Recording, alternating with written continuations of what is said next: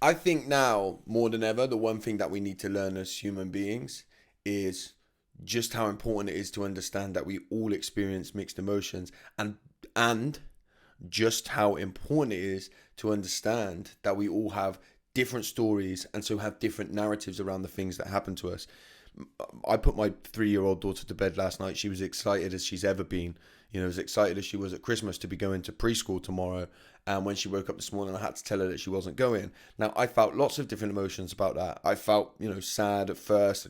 I had a bit of a cry last night about it. That's how much it was affecting me.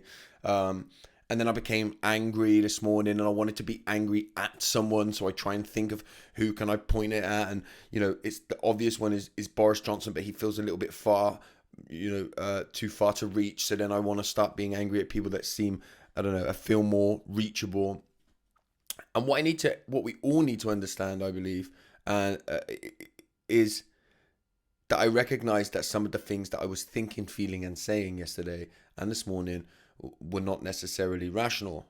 And because of my life circumstances, I'll be viewing the pandemic in a completely different way to perhaps somebody who lives on their own and their main duty in life is to care for their vulnerable parent, right?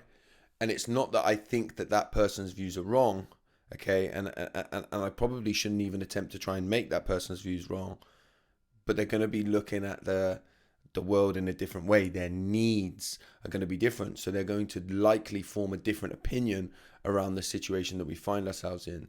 And I think what's really important is what I think we tend to do is try and make each other wrong to try and make us feel better about the ways that we're viewing it. And I think we need to be better at understanding that we can all kind of be right in the ways that we feel.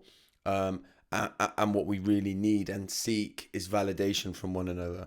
We need to be able to have the ability to listen to someone without trying to make them wrong, and understanding how their story, their narrative, and their experiences are shaping the way they're viewing the current circumstances. That's going to be happening particularly if you work with big groups of people.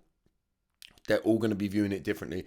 Throughout your family, they're going to be viewing it differently because remember, we all have different life experiences. And so I think we need space to vent.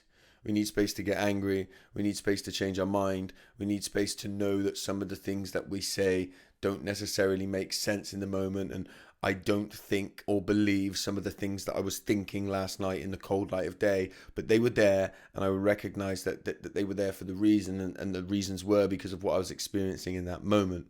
So we need to understand there's going to be a whole barrel of mixed emotions from a whole barrel of different people. Can we come together despite the different ways that we're viewing the pandemic, and try to find some union in there?